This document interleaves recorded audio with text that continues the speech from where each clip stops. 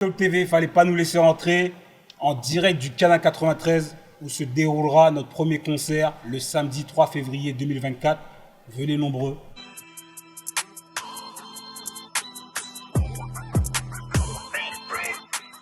Je suis avec l'équipe comme d'habitude. Maziko, un big slide. Ouais, c'est ça, y a pas de ralentir. Yes. Et aujourd'hui, comme invité, Canal 93, Bobigny, Obligé, AP. AP, comment vas-tu? Merci pour l'invitation. Bonsoir à toi. Bonsoir à vous. Merci beaucoup. Yes. Ça fait plaisir de ouf. Même moi, ça me fait grave plaisir, les frères. Donc le lieu, j'étais obligé de... Moi, j'ai pensé à toi direct dès que j'ai eu la possibilité d'avoir le lieu pour faire une interview. Ouais. Parce que comme les gens verront au fil de l'interview, tu es ici, à Bobigny aussi. Ouais, la famille. Voilà. La famille est ici, ouais, ça Yes. fait depuis 98 Yes. que j'ai quitté Vitry, avant les Princes de la Ville. Ouais. Voilà. Ok. Donc je suis vitrio et balbinien. Balbinien. Voilà. Mon cœur, il est coupé en deux. Ok. On va commencer l'interview. On va te questionner là. Là, on a des questions là. Alors, on a travaillé, ça a bossé. Hein. Ah ouais, là, Y a gros pas de lieu, souci. grosse question, on est obligé. Il n'y a pas de souci, on est là pour. Obligé. Tu connais, on est là pour. Déjà, je te laisse te présenter. Donc voilà, AP, d'origine guadeloupéenne, Yes. membre du groupe 113 et du collectif Mafia Quinfré. Yes. Voilà. Ok. Est-ce que tu peux nous décrire ta jeunesse à Vitry? Ma jeunesse à Vitry, j'arrivais aussi d'une autre ville, du 95, de Aubonne. Ok. Voilà, j'arrivais d'Aubonne. Ouais, moi je suis comme dirait un ami à moi, je suis un routard, tu vois ou pas? Je suis un routard, donc j'arrivais du 95 Aubonne. Et voilà, je suis arrivé à Vitry. La daronne, elle a déménagé là-bas. Yes. On s'est retrouvé à Camille-Groute, Ok. au Hall 13. Donc j'ai fait une partie de ma scolarité là-bas. C'est-à-dire le collège, je suis arrivé en 5e, je crois. Ok. 5e. Donc j'ai fait collège et lycée. Et après, j'ai pris le chemin de la musique. Direct. Ouais, voilà. Donc je suis arrivé dans Camille-Groute. Pour ceux qui connaissent le quartier où était Rimka. Yes. Voilà. Donc Yes. je suis arrivé là-bas. On Lui, voit il était au Hall 11. Moi, Ouais. j'étais au Hall 13. On voit un peu des extraits de votre adolescence, à tous un peu dans Si tu roulais avec la Mafia Quinfré. Ouais, Pour ceux qui ont exactement. vu, t'as vu. Ouais. Exactement. Yes. Dès que Cyrano, il m'a dit, en interview un peu, demande à Cyrano, j'ai dit, frère, Guadeloupéen, 9-4, comme moi, parce que moi, c'est Guadeloupe 9-4 aussi. Ok, tu vois. ça Moi, fait c'est plaisir. Fresnes 9-4. Donc, tu vois, depuis quand j'étais petit, tous les sons de la Mafia, 113, tout ça, c'était 9-4, quoi, tu vois. Donc, je me suis direct reconnu, tu vois. Donc, je me suis dit, non. Tout ce qui est, tu vois, Vitry, Orly, Choisy, il y a toujours une bonne grosse communauté antillaise dans ce coin-là. Mhm. Qu'est-ce que ça t'a fait de grandir dans cette communauté? Créteil aussi. Créteil, ouais, bien sûr, Créteil. Ah, Créteil. bah oui, Ah oui, On en parlait. Pour Si tu dis pas l'anecdote, Créteil, il y en a, ils vont me faire la gueule. pour l'anecdote, Créteil, ville jumelée aux abîmes. Ah, t'as vu, je savais pas. Pour l'anecdote, ouais. Ah ouais, t'as vu, Créteil, je c'est savais jumelé pas. aux abîmes. C'est Ouais. pas pour rien. C'est pas pour rien. C'est pas pour rien. Dans Donc, ce secteur-là, tu vois, il y a toujours une grosse communauté antillaise, tu vois. Ben, ça m'a fait grave plaisir, tu vois, pas d'arriver dans une ville où justement il y avait une grosse communauté antillaise. Et dans la Mafia Quinfré, tu vois, il y en a pas qui savaient pas qu'il y avait des Antillais parmi nous. Ouais. Tu vois, des gens comme Jesse Monet, des gens comme Teddy Corona, tu vois, comme Kerry James qui est né en Guadeloupe mais qui est haïtien. Et Manuquet aussi, Manuquet, voilà, ouais, qui est de la Guadeloupe aussi. Et moi, voilà, représentant à fond Tonton des Îles, tu connais. Horaire, accueilli comme un homme d'affaires. Laisse-moi porter tes affaires, frère. Direction la Basse-Terre, pointe. Ouais, bien sûr. Donc ouais, ça m'a fait grave plaisir d'arriver dans un département, justement, il y avait une grosse communauté.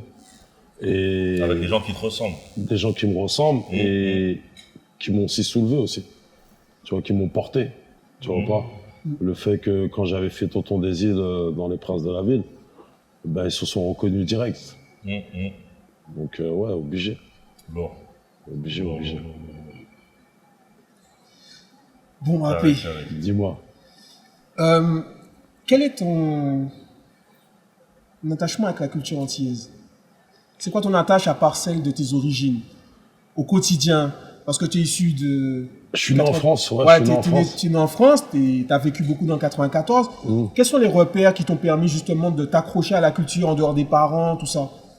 Ben déjà, les parents, c'est obligé, tu vois, ma mère, tu vois, il y a toujours eu du zouk à la maison. Mais important, ça. les grandes vacances, juillet, août, voilà, elle m'envoyait en Guadeloupe. Soit je partais avec elle, soit je partais avec mon oncle ou ma tante. Et voilà, moi je suis un pur Guadeloupéen, tu vois pas. Moi c'est les Antilles, c'est là où je me ressource. C'est là où quand je vais là-bas, tu vois là-bas c'est pas AP qui voit, c'est Johan. Tu vois Ok. pas. Toi, t'es Johan aussi. Ouais, Moi, je suis ouais. Johan. Voilà. Ah, non, putain. Voilà, donc tu vois quand je suis là-bas c'est Johan. Et j'ai toujours ce besoin d'aller là-bas parce que c'est là-bas que j'arrive à recharger les batteries, à faire le vide. À se Et ressourcer. voilà, à me ressourcer, à faire le vide. Et justement, l'amour et la force que me donne mon île, tu vois pas. Pour que quand je reviens en France, tu vois, À la patate. j'ai cette niaque qui On fait que arrache j'ai envie de tout arracher, exactement. Ouais. Donc, ouais, les Antilles, ça a toujours, j'ai toujours porté les Antilles dans mon cœur. J'ai toujours essayé de faire une phase, c'est-à-dire, tu vois, dans mes textes, c'est-à-dire toujours une petite punchline pour les Antilles. Tu vois, parce qu'il y en a beaucoup au début, jusqu'à présent, ils disent ah ouais, t'es antillais AP. Je dis mais tu m'as jamais écouté alors.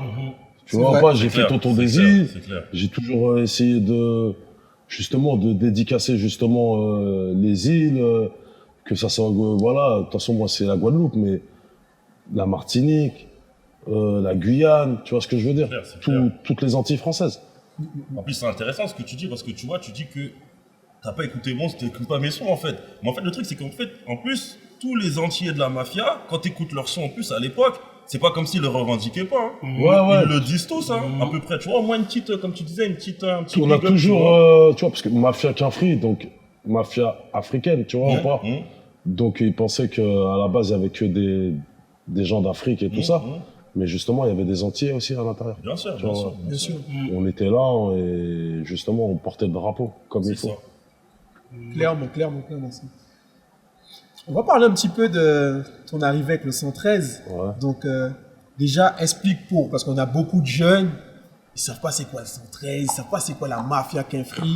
Ok. Donc, explique-leur un peu l'essence de tout ça, en fait. Ben 113 c'est voilà, c'est un trio, donc avec Rimka d'origine algérienne, Mokobe d'origine malienne et moi AP d'origine guadeloupéenne. Voilà, issu de Vitry-sur-Seine. Et à Vitry, il y avait aussi Rof. Ok. Voilà, il y avait aussi OGB. Voilà, aussi. Il y avait Titi, l'ancien aussi, paix à son âme, qui était aussi guadeloupéen. Et après, il y a eu cette fusion avec Orly et Choisy. Ok. Et c'est là qu'on a monté le collectif Mafia Quinfri avec Idéal J, Intouchable. Voilà. Donc, avant, on s'appelait pas Mafia Quinfri, on s'appelait l'Union. Tu vois, on s'appelait l'Union et après, au fil des années, voilà, on a trouvé le nom Mafia Quinfri et on s'appelait Mafia Quinfri et on a commencé dans les années, fin des années 90, tu vois. Donc, on va dire 96, tout ça. Et après, voilà,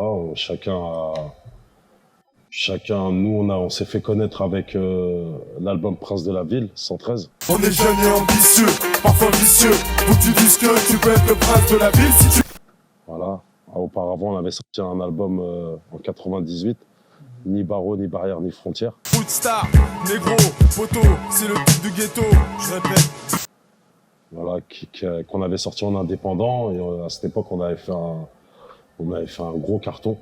Tu vois, c'est-à-dire en indé, pas trop de moyens.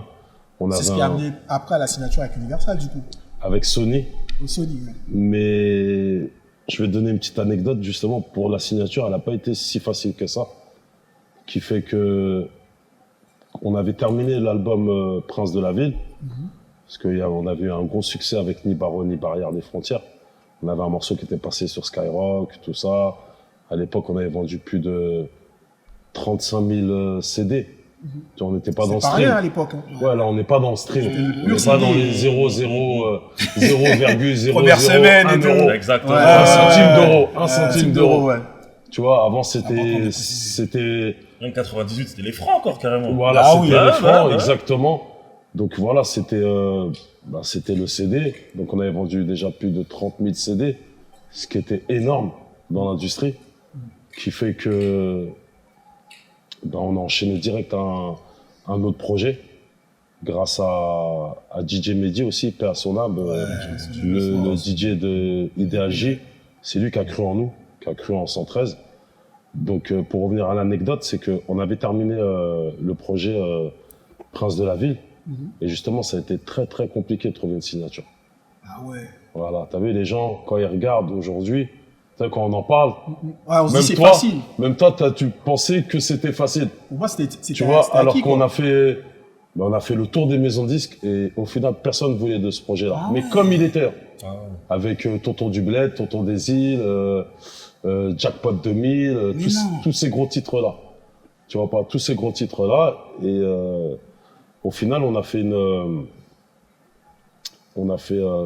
collab, comment on dit ça, une collab avec Double H, Ok. l'équipe à Cut Killer, Ok. qui eux avaient déjà un pied dans les maisons de disques. Donc voilà, il y a eu une fusion justement entre l'équipe qui travaillait avec nous et l'équipe à Cut Killer, qui fait qu'on a pu signer ce projet-là, Ok. à la Prince de la Ville. Mais ça n'a vraiment pas été aussi facile que ça. Eh ben, Avec le recul, on pense que ça a été Ouais, vraiment ouais. quelque chose de fluide, quoi. Eh ben, tout le monde pense ça, parce qu'après cet album-là, il a eu un gros succès. C'est ça, c'est-à-dire, c'est le succès qui a fait qu'on pense ça, en fait. Voilà, cet album-là, au final, on a vendu... plus de 350. Voilà, 350 plus de 350. Ouais, putain, j'arrive même pas à le dire. On en a vendu, mais on a fait disque d'or en un mois. Tu vois pas, ça veut dire pour Ouais, eux, c'était dinguerie. à C'est l'époque énorme où, pour l'époque. C'était hein. dinguerie de ouf. voilà, à l'époque où ils disaient que le rap il était mort. Exactement. À l'époque où ils disaient que ça vendait plus de 10, de CD, tout ça, nous on a remis un coup de boost. Tu vois. Et voilà, après c'est parti après. D'ailleurs, on va parler de cet album-là, Les Princes de la Ville. Les Princes de la Ville. Donc, on l'a dit, plus de 350 000 ventes. Est-ce que tu peux nous en parler, la conception de l'album, comment ça s'est fait, l'ambiance au studio, comment vous êtes organisé pour la répartition des musiques, instru, tout. Je veux tout savoir. Je veux tout savoir sur cet album-là. Tu me demandes beaucoup, mais on va, voilà, on va dire les grandes lignes, tu vois, Ouais. pas, voilà, je le redis, c'était DJ Mehdi, je tiens à le préciser encore, c'est lui qui a vraiment cru en 113. C'est lui qui a vu qu'il y avait du talent, tu vois, à travers nous, à travers moi, Mokobe et Rimka. Tu vois, donc c'est lui qui a cru en 113. Et qui fait que quand on a sorti Ni Barreau, Ni Barrière, Ni Frontières, et qui a eu aussi ce succès en Indé, il nous a poussé à direct aller en studio et d'enchaîner justement un autre projet, le projet Prince de la Ville. Et la conception de l'album, il y avait Manuquet aussi à la réalisation, tu vois, Manuquet aussi à la réalisation qui a amené beaucoup aussi à ce projet-là. Et ça s'est fait naturellement, tu vois, nous, comme on disait tout à l'heure en off, tu vois, nous, on a toujours aimé faire de la musique. Tu vois, moi-même, je suis un grand consommateur de rap, tu vois pas. Hormis la musique entière, j'écoute grave du rap. Quinry, même français, j'essaie de me tenir au courant de ce qui se passe. Donc, quand on a fait ce projet-là, on n'était dans aucun calcul. Ok. Tu vois, on l'a fait avec le cœur, avec aussi ce truc où on se dit, il faut pas se louper, tu vois ou pas. Et avant, tu as vu, il fallait aborder des thèmes, tu vois, il fallait aborder des thèmes, tu vois, il fallait avoir du fond dans les textes et tout ça. C'est pour ça qu'on a fait des morceaux comme, voilà, Tonton du Bled, Tonton des Îles. Il y a aussi Tonton d'Afrique après, qui fait que c'était important de parler de nos origines. Ouais, chacun, ouais. Tu vois, c'était pas que du freestyle, on est là, on fait des morceaux, on envoie des punchlines. Pas que de l'ego trip. C'était bien Voilà, réfléchi. pas tout que ça. de l'ego trip. Donc, et surtout Mehdi, par son âme, qui avait déjà aussi un pied dans la musique depuis longtemps, il nous a beaucoup apporté avec son expérience. Donc c'est lui qui a aussi conçu ce projet-là.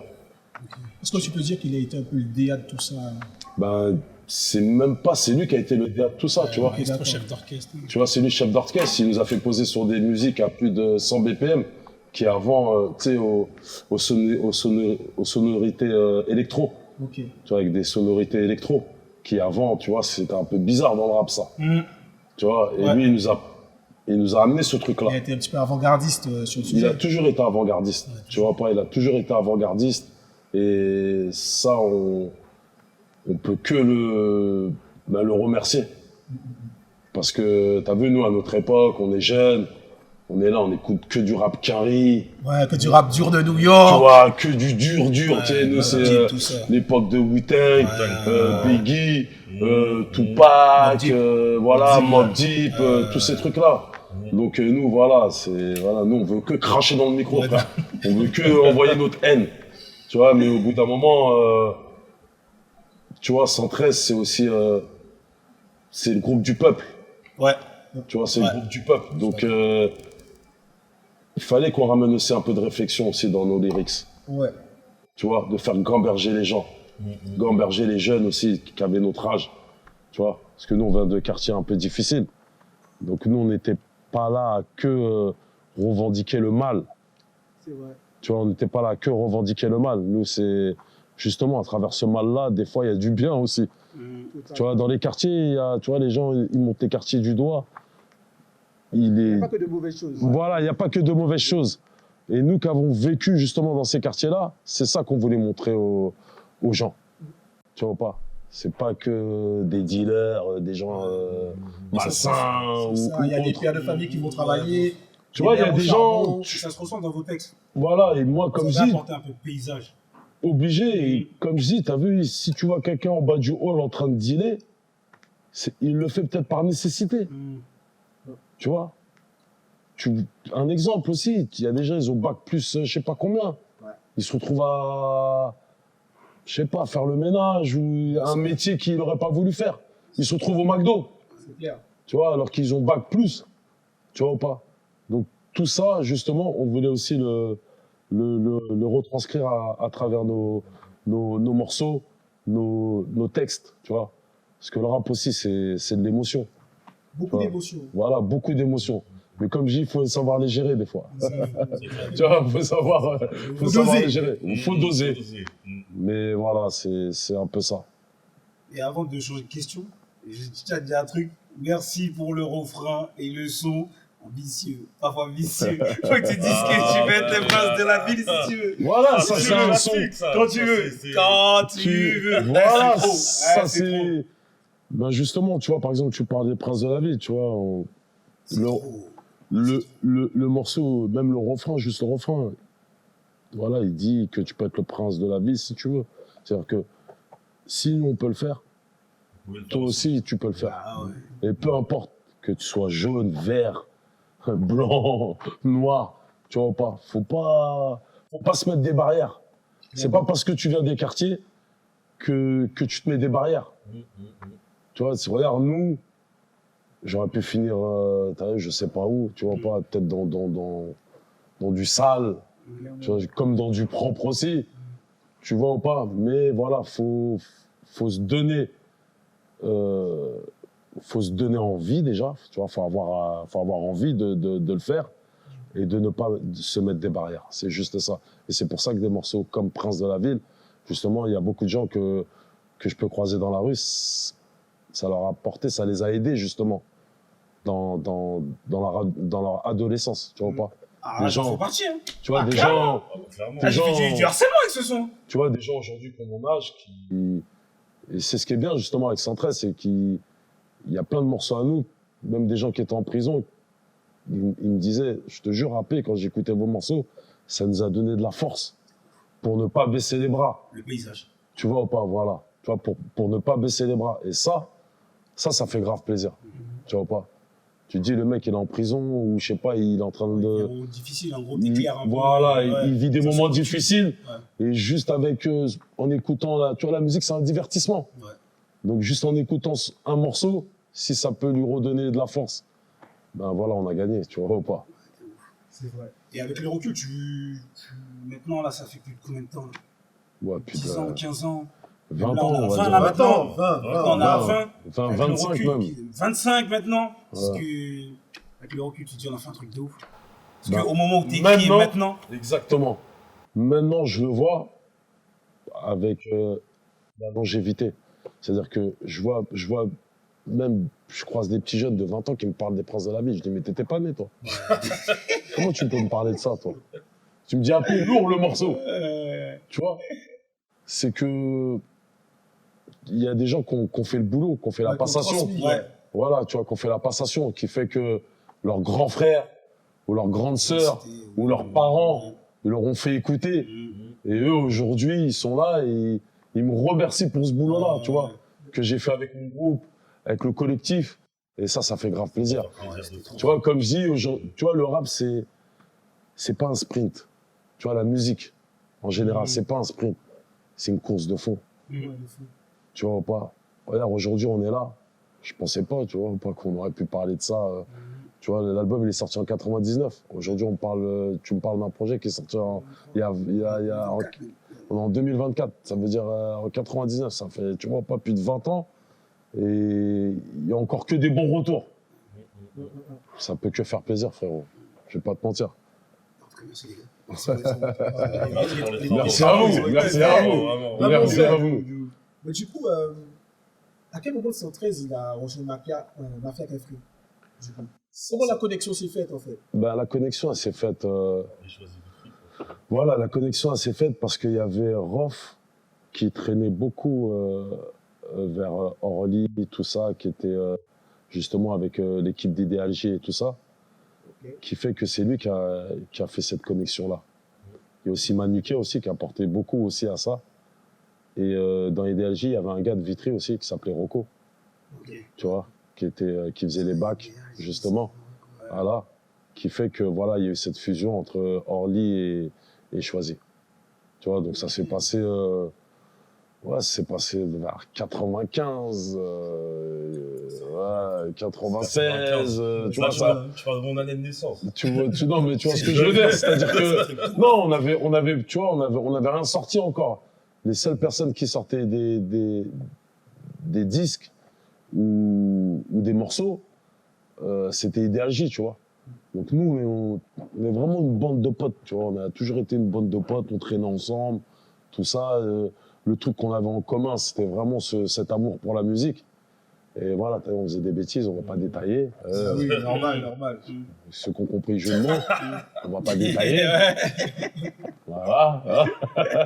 La mafia, c'est Voilà. bien dans la musique. En fait. Donc voilà, c'est ça qui nous a rapprochés. Et puis nous, on a toujours été. À l'époque, on voulait pas se mélanger, tu vois. Déjà qu'on était une quinzaine. Donc voilà, on était une quinzaine de potes. Donc imagine-toi, frère, 15 mecs en studio. Sinon, ça devait être compliqué l'organisation. Ben, tu Ça vois, se faisait au feeling. franchement, ça se faisait au feeling. Et puis, comme à l'époque, c'était rare d'aller en studio. Ouais, Donc quand on y allait, c'était autre chose que maintenant. Maintenant, il y a des studios partout, frère. C'est devenu plus J'ai banal. déjà rappé dans des salles de bain, frère, dans des home studios, t'as compris ou pas? Ouais. Donc, mais avant, quand on allait en studio, tu vois, c'était, vas-y. Tu vois, en plus, avant, c'était de l'analogique. C'était sur bande. Aujourd'hui, c'est du numérique. C'est-à-dire, quand t'avais la chance de rentrer dans une cabine d'enregistrement, fallait pas te louper. Ouais, t'avais l'impression. Voilà, t'avais la pression et il fallait pas se louper, tu vois. T'avais 2-3 pistes que pour toi, il y a 15 mecs qui arrivent derrière, donc faut pas se louper. Ouais, la pression. Voilà, donc voilà, ça va sur ça. Franchement, on a toujours été. C'était un bordel organisé, comme on. Ouais. Voilà, c'était un Ça se faisait un bordel peu à l'instinct. organisé. Et c'est pour ça que, voilà, il y a des morceaux jusqu'à aujourd'hui, voilà, les gens ils les écoutent et c'est des bangers, tu vois. On l'écoute encore aujourd'hui, De ouf. pour te dire. Ouais, Pour ceux. Pour ceux, t'as vu, pour ceux, c'est. Bon, voilà, bonne question. Ça devient dans la tête, là, direct. Pour ceux. Est-ce que je vous parlais de pour ceux? Pour Ça, ceux, c'est en tant que, comme je t'ai dit, entier du 9-4, tu vois. ouais. Pour ceux, et je pense même au-delà du 9-4, tu vois, à la France même, tu vois. Le rap Même ça français, s'exporte pour au States. pour ceux, voilà, Même au même aux States. States, ils ont regardé pour ceux. Mais Ouais, pour ouais, ceux, ouais. c'était comment cette journée-là, en fait? C'est La quoi réalisation du clip, tellement mythique ce clip. à l'époque, dans ma tête, c'était tellement fou que je peux pas te dire. Ça, Je vais pas te mentir. m'étonne pas, le clip, Mais je sais que ce morceau-là, t'as vu aujourd'hui, comme je disais tout à l'heure, aujourd'hui, les gens, quand ils font de la musique, ils sont dans les maths. Tu vois, aujourd'hui, j'entends une expression, ouais, on fait des maths. Tu vois, on fait des maths, des mathématiques. La musique, c'est pas des mathématiques. Nous, on venait, c'est... Nous, notre ligne de conduite à la Mafia Qu'un Free, c'est que chacun, il faut qu'il tue. C'est-à-dire, quand il tue, c'est-à-dire que son couplet, il soit percutant. Tu vois, nous, ça a toujours été le partage. Tu vois, on s'est toujours dit les choses. C'est-à-dire que, voilà, je rentre en cabine, s'il y a une phrase qui va pas, je sais pas, il y en a un de l'équipe de la Mafia Qu'un Free va dire, non, mais c'est mieux que tu dises ça, AP. Et vice versa. L'entraide, le partage. Et vice versa, s'il y en a un autre qui rentre en cabine et on sent que, donc, pour ceux, ça s'est fait comme ça. Tu vois, ça s'est fait naturellement. Nos sœurs qui seront les mères de demain. Wesh, wesh, cousin, mafia quelqu'un pour les calouches. Et à la fin du projet, il sortait du lot. C'est-à-dire, vas-y, c'est celui-là qu'il fallait envoyer, tu vois. C'était celui-là qu'il fallait envoyer. C'est celui-là. Donc on s'est dit, vas-y, c'est bon, on va envoyer celui-là. Et je pense que, voilà, on va leur faire, je pense qu'ils vont se manger une bonne gifle, tu vois, ou pas. Ou à l'époque où, justement, le rap, j'aime pas dire ça, mais aujourd'hui, avec du recul, je peux le dire. Aujourd'hui, les gens sont beaucoup dans, rap street, le Banks, je sais pas, il y a beaucoup d'expressions comme ça, tu vois. Vas-y, le rap de rue, moi, je veux dire, tu vois, le rap de rue, c'est nous, on l'a commercialisé. S'il faut parler en bon français. Ça, c'est clair. Le rap de rue, c'est la Mafia Qu'un Free qui l'a commercialisé. Tu vois pas. Donc écoutez bien les jeunes. Voilà. Tu vois, pourtant AP, il aime pas être comme ça, mais je vous le dis quand même. Faut dire les choses. C'est important, ça. Donc le rap de rue, c'est nous, on l'a commercialisé. Pourquoi?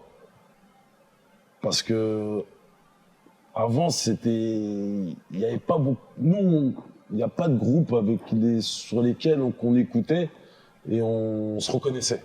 Ok. Voilà. Moi, personnellement, tu vois. Même si, j'ai écouté NTM, IAM et tout ça. Mais nous, on a ramené un autre truc. Ce truc, on va dire, un peu plus simple au niveau visuel et monsieur tout le monde. C'est-à-dire, tu vois, il y a beaucoup de gens, nous, on n'arrivait pas avec des baguilles, tout ça. Nous, on arrivait 501, cuir noir, on n'avait pas du tout des dégaines de rappeurs. Tu vois, ou pas. Même quand on arrivait quelque part, on faisait plus peur qu'autre chose. Tu vois. Et voilà, ce rap de rue, on l'a commercialisé et ça fait plaisir. Parce qu'aujourd'hui, les gens, ils sont là, ouais, la rue. Nous, on s'est battu pour eux, justement. On s'est battu pour ça. Ça a ouvert la voie. Que ça soit 113, que ça soit Rof, que ça soit d'autres membres de la Mafia Qu'un Free, tu vois, on s'est battu pour cette musique-là. Ce truc street, où justement on est là à dénoncer des choses, tu vois, qui se passent dans les quartiers, et justement à faire gamberger les gens. Parce que voilà, nous, ça n'a jamais été du rap bête et méchant. Tu vois, nous, on a toujours voulu qu'il y ait de la gamberge. Ouais, un Tu message vois, derrière. parce qu'aujourd'hui, tu as vu, rappeur, je l'accepte, je suis un rappeur. Mais quand ça vient de d'autres push, de d'autres personnes, même des journalistes, on va pas citer des noms, où je vois des gens là, c'est péjoratif pour moi. Dans la façon dont ils le disent. Ouais, lui, ce rappeur, oui, on dirait, cette merde. Ouais, il dénigre, il y a une forme de... Ouais, c'est péjoratif, tu vois, ou pas. Et moi, j'aime pas ça, tu vois, ou pas. Tu vois, ou pas. On fait de la musique. Clairement. Voilà, on fait de la musique. Qui fait que, voilà, on s'est battu pour ça. Et ça fait plaisir parce que, comme il a dit le frérot, je pense qu'on a ouvert la porte. Aujourd'hui, on peut le dire, on a ouvert la porte à ce style de rap. Tu vois, qui avant, tu vois, ça marchait pas. Tu vois pas, ça marchait pas du tout, tu vois. Ça faisait justement peur aux radios, aux médias. Ah, clairement, à cette Tu époque-là, le vois. rap, il était diabolisé. Tu vois ce que je veux dire? Clairement, c'est pas comme maintenant. Tu vois, avec Même l'accès aux médias, tout Ah ça oui, et tout. oui, non, C'était à compliqué, l'ancienne, hein. c'était Les très radios, compliqué. tout ça et tout. C'était très compliqué. Alors qu'avec cet album Mafia Qu'un Free, 113, excuse-moi, on a pu prendre 2 victoires de la musique. Ouais. On a fait disque de platine. Tu vois, à l'heure où les gens, justement, ils disaient que le rap, il était mort. Tu vois, et nous, quand on est arrivé et que Michel Drucker il nous a donné les victoires de la musique, on était en 501 et paire de TN. Allez regarder sur YouTube, je mens pas. Voilà. Tu vois, on était en 501 et paire de TN. On n'était pas en full Gucci ou je sais pas quoi. Tu vois, ou pas ce que je veux dire. On est toujours resté nous-mêmes. Ouais. Qui fait que c'est ça aussi que le public et que la France entière, et puis même au-delà de la France, que les gens ils se sont reconnus. Voilà. Il y avait une authenticité, je pense. Enfin, Ben, pas je pense, il y avait une authenticité. Nous, on a toujours, même moi, après, je suis toujours resté moi-même.